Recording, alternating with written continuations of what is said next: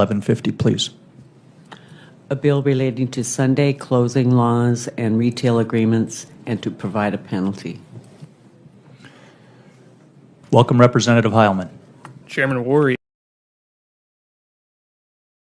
members of the committee, it's good to see you all again.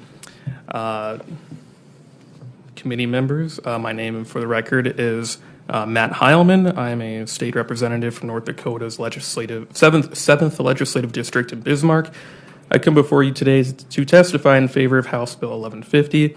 This legislation is to undo the repeal from House Bill 1097 from the 2019 legislative session.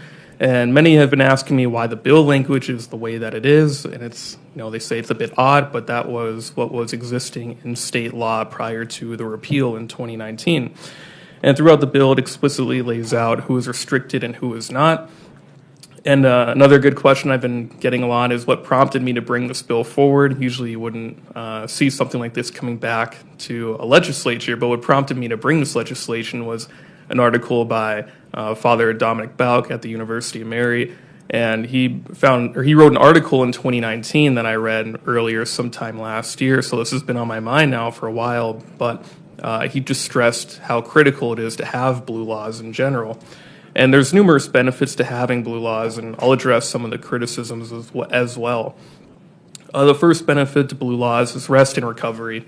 Employees are working many long and exhausting hours throughout the week. Employees having additional time to rest and improve their mental health, which is a big problem in 2025, and their overall productivity. I have experienced this before as a worker, and I know many others have as well.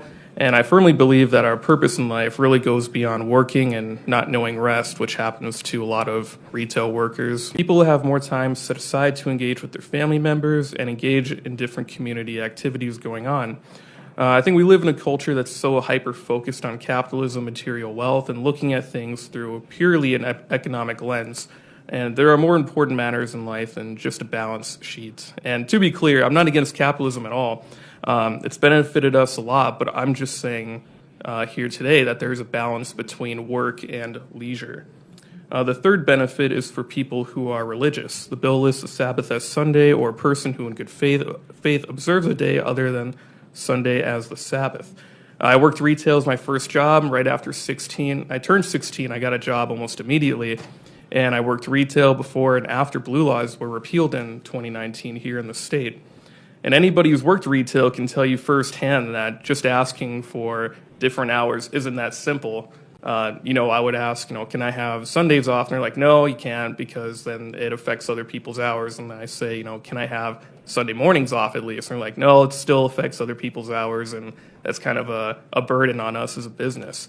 And, I really don't think people should have to jump hurdles to practice their religion. It's unfair, unreasonable, and not charitable to tell employees to simply find another job or to deal with it.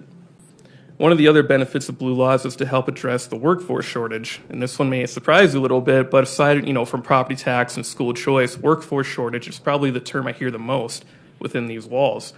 And, of course, this is not an issue solved overnight. North Dakota's been dealing with this for quite some time now. But generally speaking, if we want to attract more workers to North Dakota, we need to be offering better wages, benefits, and policies that empower the working class.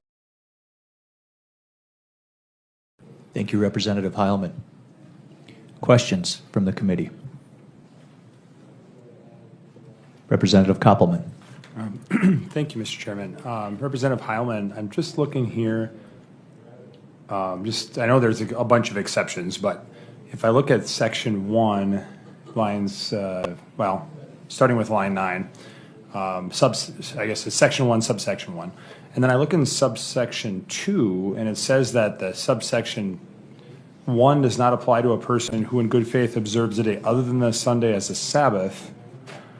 So I can address that. Yeah, can you understand? What I'm trying to understand is what it means exactly. Right, and if the blue laws are faith-based in nature under the law, not on how people practice them, but under the law, and then if you're saying, well, a person who, let's just say, observes Saturday as their rest day or holy day, that then can they do work and have their business fully open on Sunday?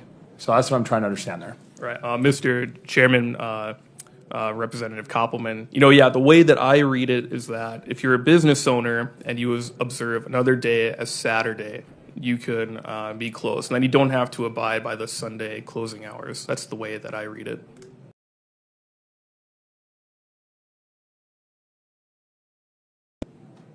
Mr. Chairman. Continue. So then if I use myself as an example, I probably don't do a lot of shopping on a Sunday morning, but I certainly do on Sunday. And in North Dakota, we used to have an all-day blue law, not just in the morning. But I would probably, at least as it would pertain to all day, I'd be a hypocrite if I said that, we shouldn't allow people to, let's say, shop on a Sunday or something like that. But wouldn't I just find the shops of the people that observe Saturday as their holy day and then shop Sunday morning anyway? Mr. Chairman, Representative Koppelman, yeah, you certainly could. Okay, thank you. Representative Christie, and then Representative Ruby. Thank you, Mr. Chairman. Representative Heilman, I spent a good deal of time in my college years in hospitality, and we were closed Sundays and Mondays. That was a business decision that the owners made to do so. What would stop a business owner from just saying we want to close on Sundays? Why does the state need to mandate that you cannot open?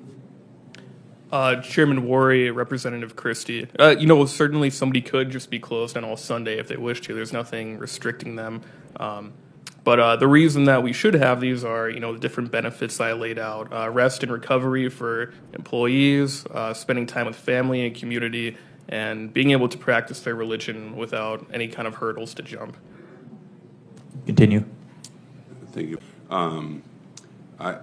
I feel within the free market society we should be able to allow our employers to dictate how they want to handle their hiring practices and be able to offer that to employees. And that's where, as an employee, if you don't agree with how you're being treated, you move to a different company. So I probably not in agreement with this bill, but just wanted to state that on the record. So. Yeah. Mr. Chairman, can I reply to that? Yes, you can. Thank you, Mr. Chairman. Representative Christie, yeah, I think this is one of those bills where you either agree or disagree. I think a lot of people have strong opinions about this kind of legislation. This has been a topic for, I know, many sessions now, and we had blue laws for a long time in this state. But no, I appreciate the comments, but I think there needs to be some kind of parameters in a free market. Like when I worked retail and other of my friends who worked retail as well, we'd ask for Sundays off or Sunday mornings off, and then they would say, well, your request is going to throw a wrench in our scheduling, and then it's going to have other people come in to work longer. And, it just kind of gets messy from that standpoint. But I do understand where you're coming from on that.